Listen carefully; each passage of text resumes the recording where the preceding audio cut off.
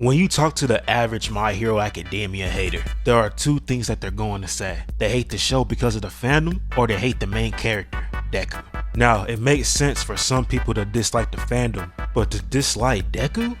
What did that nigga do to you? If you've been to my TikTok, you'll know that all I make is My Hero content. Something I started like 3 years ago to today. So I had to go through a bunch of comments that disrespected this nigga. Because in all honesty, he's overhated. Nobody ever gives a good argument on why they hate him. They just hate the dude because he shows emotion. He's not their typical MC that's edgy and just kills anybody that comes in their way. Though some people have some good reasons, like how he lets Bakugo talk shit to him, how much he glazes All Might, or how he got the most powerful quirk ever. Some people even feel like he shouldn't have got One For All and think Mirio was the perfect candidate for that. And you'll probably think that makes sense if you didn't watch the show at all. Because if Mirio got that power, I'm not gonna lie to you, bro would have died. Because One For All would have boosted his stats up to the point where it's too strong for his body. Because he never trained for One For All. And dude was already strong, so there was no point of giving him extra power for his quirk. So it makes sense to why Deku was the perfect candidate, because first off, he's quirkless. You already been told that One For All gets stronger each time you pass it, but since he's quirkless, he's not gonna deal with a problem where some different power is affecting his body. And even before he ate that piece of hair from All Might, people don't realize that he had to train for 10 months to even acquire the power, because his body before was not good enough to even get it. So my boy had to get himself right, and boom, this is the start of a GOAT right here.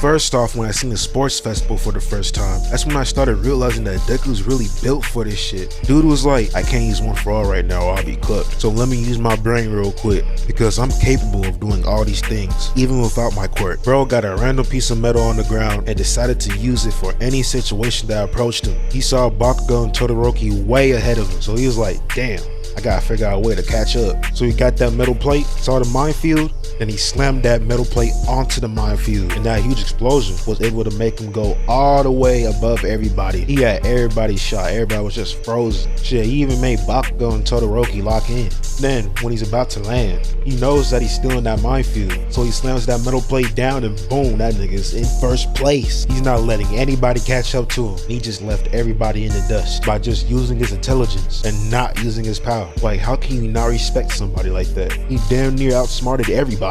Then we go to the sports festival tournament when he fought Todoroki, and he had to knock some sense into bro, because he was out here thinking that he could beat everybody with just his ice power, because he wanted to prove his dad wrong. So you know, they're fighting, and then Todoroki says, I will not use my left side. Then Deku's out here saying, it's your quirk, not his. Then we're given the most iconic scene in My Hero. That boy Deku lost, but deep down he won the battle, because he was able to help someone else. He was able to get a real competition where Todoroki uses his full power.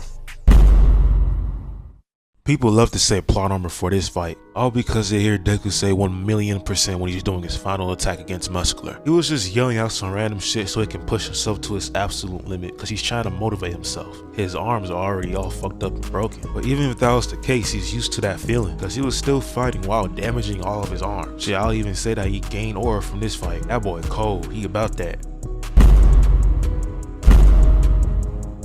When this arc finally happened in the anime, I had the biggest smile on my face, because I knew that so many My Hero haters were gonna switch up and actually like Deku now. You can even argue that this is the best design that he's ever had in the show, better than that atrocity he had in season 1. And we got to see a side of Deku that we usually don't get to see. Shit, he even brushed away All Might, the guy he's been glazing all his life. And I wish they did more for this arc, because I could tell this was kinda rushed, so we didn't get to see as much of Vigilante Deku as we could have seen. Even if that was the case though, he was hella cold in his art. He easily made Muscular his bitch. He made Lady Nagant change her perspective on what heroes really are. And overall, he was just a GOAT, and people really got mad at him for going back to UA.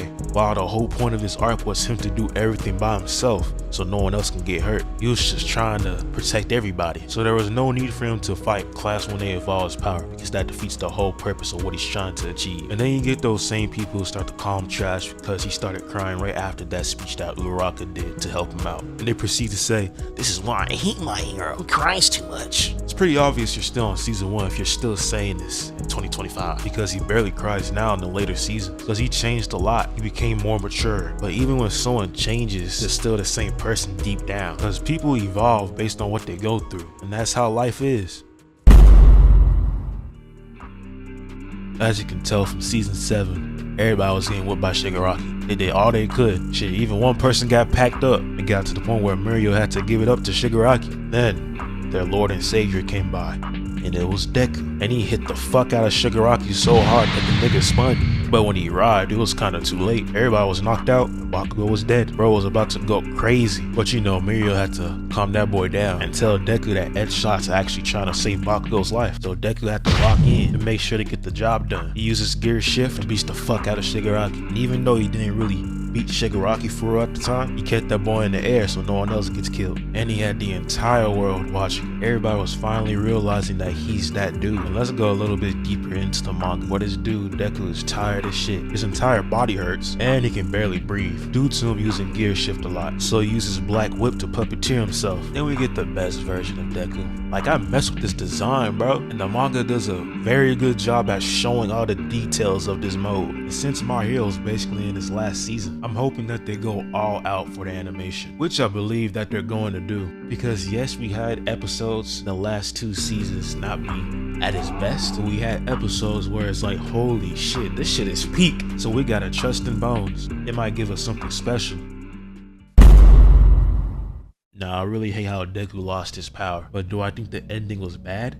Hell nah, cause even though he lost his power, he got that same iron suit that All Might had, and it was a lot better, and he was able to be a pro hero, even without One For All. Shit, he even got his girl, so I really loved the ending. Horikoshi cooked. Though you're gonna see some cornballs who say put the fries in the bag because he lost his power. But at this point, it doesn't really matter at all, because at the end of the day, he got the ending that he deserved. He's still a pro hero, and once again, got his girl.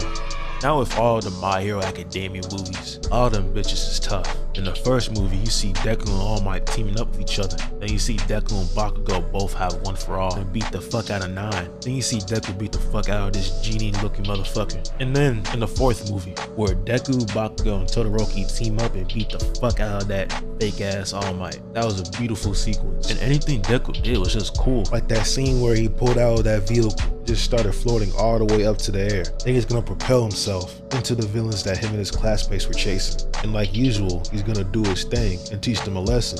Like, give him your respect. Like, you're gonna see him do all these things and then think he's trash. Like, I can't believe it. How could y'all do this to me? Now I could say a lot more, but I don't want this video to be too long, so I appreciate y'all for watching this. Make sure y'all follow my socials and don't forget to like and subscribe. Appreciate y'all, and I'll see y'all in the next one.